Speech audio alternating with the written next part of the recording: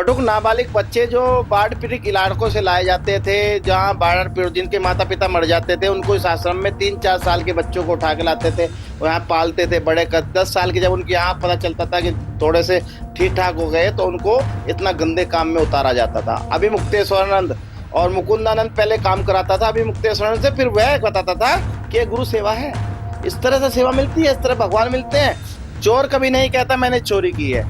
इतने सारे शंकराचार्य अविमुक्तेश्वरानंद का मामला एक बार फिर सुर्खियों में आ गया है। उन पर गंभीर आरोप लगाते हुए मथुरा की जो कृष्ण भूमि है उसके पक्षकार आशुतोष ब्रह्मचारी ने गंभीर आरोप लगाए। इस पर बातचीत करेंगे। आशुतोष ब्रह्मचारी जी हमारे साथ हैं। स्वागत है सर आपका। किस तरह से देखते हैं जो आरोप लगाए हैं, क्या कुछ भूमिका रही है? क्योंकि आपके द्वारा जो आरोप लगाया जा रहा है कि बटुकों के साथ जो कुकर्म किया जा रहा है। आरोप नहीं, प्रथम दृष्टा सिद्ध हो गए हैं। पहली बात तो शंकराचार्य कहना बंद कीजिए। ऐसे फर्जी, ऐसे ढोंगी, ऐसे कुकर्मी को आप शंकराचार्य कह रहे हो, उस पीठ का अपमान है, सनातन का अपमान है। अब सिद्ध हो गया है प्रथम दृष्टा। माननीय न्यायालय ने इनके खिलाफ एफआईआर का आदेश किया और इनके खिलाफ विवेचना चली। सारी विवेचना में बराबर हमने सहयोग किया और सभी चीजें सामने आ गई हैं। चाहे वो मेडिकल रिपोर्ट हो, उसमें पुष्टि होती हुई दिख रही है, चाहे वो बयान हो, चाहे वो पेन ड्राइव हो। बटुक कहाँ से आते थे? कौन? बटुक नाबालिग बच्चे जो बाढ़ पीड़ित इलाकों से लाए जाते थे, जहां बाढ़ पीड़ित जिनके माता पिता मर जाते थे, उनको इस आश्रम में 3-4 साल के बच्चों को उठा के लाते थे और यहाँ पालते थे बड़े कर 10 साल के। जब उनकी यहाँ पता चलता था कि थोड़े से ठीक ठाक हो गए तो उनको इतना गंदे काम में उतारा जाता था। अभी मुक्तेश्वरानंद और मुकुंदानंद पहले काम कराता था, अभी मुक्तेश्वरानंद से फिर वह बताता था कि ये गुरु सेवा है, इस तरह से सेवा मिलती है, इस तरह भगवान मिलते हैं। तो अब बच्चे क्या करेगा कि जब उसका गुरु भाई इस तरह पहले अपने आप करा रहा है तो अब भी उसको भी करना पड़ता था। और इतना नहीं, वीआईपीओ को भी परोसा जाता था।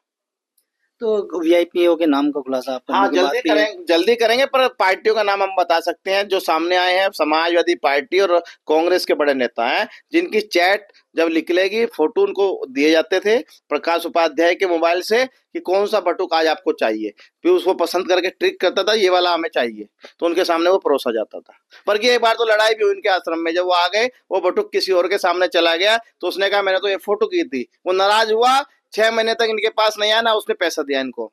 मुक्तेश्वरानंद तो अपने आप पर लगे आरोपों को निराधार बता रहे हैं। चोर कभी नहीं कहता मैंने चोरी की है। इतने सारे साक्ष्य, ऐसा सारे प्रमाण है, अब क्या रह गया? अब तो आपको क्या फांसी की सजा लगनी चाहिए। आपने अपने गुरु का भी नाम बदनाम किया, जो एक पूज्य जगत गुरु थे, जो पूज्य सुब्रमण्यम जी महाराज थे, उनका भी नाम बदनाम कर दिया इसने। कितना गंदा काम, और अपनी आने वाली पीढ़ी को भी गंदा काम सिखा रहा है। ऐसे को तो फांसी की सजा लगा देनी चाहिए। आपने गुरु भाई का भी जिक्र किया उनके। हाँ, गुरु भाई भी इसमें अभियुक्त है, अरविंद। उनकी क्या भूमिका? वो भूमिका यह है कि वह बटुक को सिखाता था, बताता था और उनको पेश करता था रात में कक्ष में। और जब ये चला जाता था दूसरे आश्रम में, जब नरसिंहपुर में और जबलपुर में, उनके साथ गलत काम करता था। तो जो विदेश से फंडिंग का भी आप आरोप लगा रहे हैं, वो कैसे सिद्ध हो पाएगा? कहाँ से फंडिंग की आपके इनके पास? खातों की जांच करा ली जाए और सबसे पहले मुकुंदनंद की आईडी की जांच कराई जाए, किस देश का रहने वाला है। इनके यहाँ कई विदेशी बच्चे भी हैं जिनको आधार कार्ड भारत का बना दिया जाता है। शाहजहांपुर ने ये भी एक सब परिवार ने ये भी कहा कि उनके द्वारा आपने गलत या झूठी शिकायत करने का दबाव बनाया। किस शाहजहांपुर की बात कर रहे हैं? वो अखिलेश यादव इनका चेले का चेला है।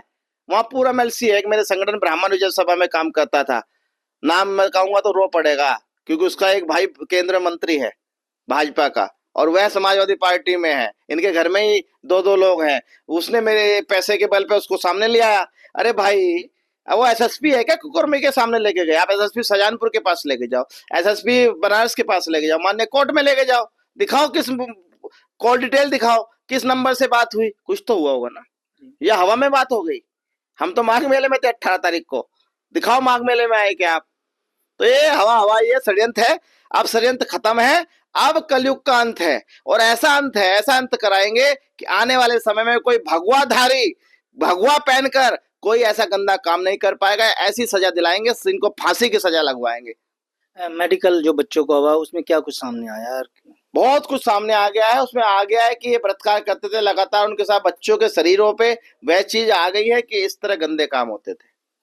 तो अगला क्या स्टेप रहेगा आपका? अगला अभी हम सनातन न्याय यात्रा निकालेंगे और वह विद्या मठ में पूरी चीज दिखाएंगे कि वहाँ स्विमिंग पूल है, वहाँ कमरे हैं, वहाँ कुकर्म होते थे, वहाँ महिलाएं हैं, वहाँ कैसे यौन शोषण होता था, वहाँ सब कुछ को पूरे उत्तर प्रदेश में जन जन तक ले जाकर वहाँ दिखाएंगे। आपको भी लेके चलेंगे कि देखिए ये स्विमिंग पूल है जहाँ लड़कियों के द्वारा, औरतों के द्वारा सब नहलाया जाता था। यह वह कमरा है जहाँ पर दिखाया जाएगा जहाँ बच्चों के साथ नाबालिग भटकों का कुकर्म किया जाता था।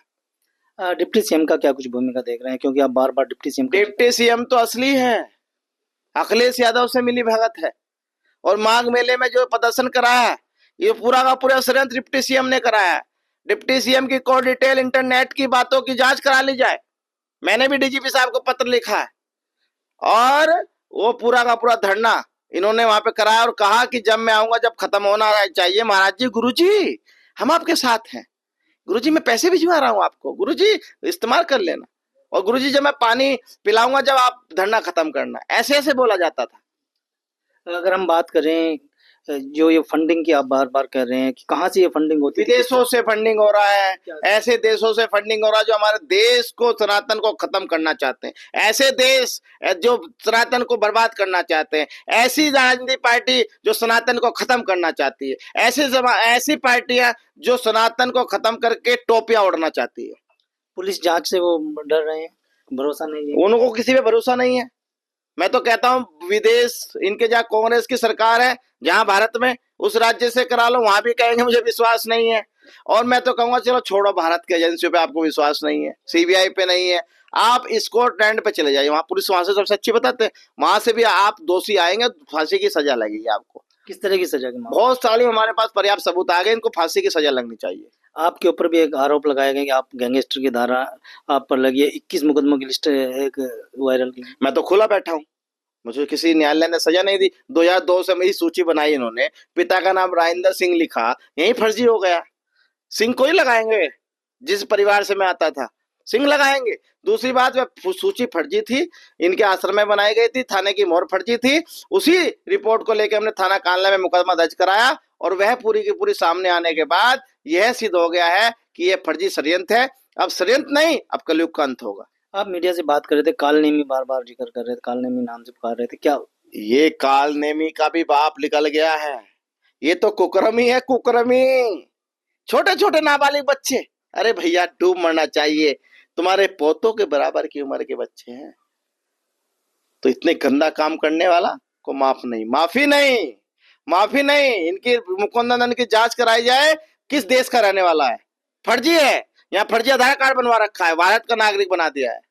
बहुत बहुत धन्यवाद आशुतोष जी। ये थे हमारे साथ आशुतोष ब्रह्मचारी जी, जो में साफ कर दिया कि जिस तरह से मुक्तेश्वरानंद ने जो आरोप इन पर लगाए वो पूरी तरह से निराधार है, और जो ये आरोप लगा रहे हैं वो आरोप नहीं बल्कि वो सिद्ध हो गए हैं, दोषी पाए गए हैं, क्योंकि जिन बटकों के साथ कुकर्म किया गया था उनकी मेडिकल रिपोर्ट में पुष्टि हो चुकी है। अगर आप फेसबुक पर देख रहे हैं तो वीडियो को लाइक करके पेज को फॉलो करें। इसके अलावा अगर आप इस खबर से यूट्यूब के जरिए जुड़े हैं तो चैनल को सब्सक्राइब करके बेल आइकन दबाना बिल्कुल ना भूलें।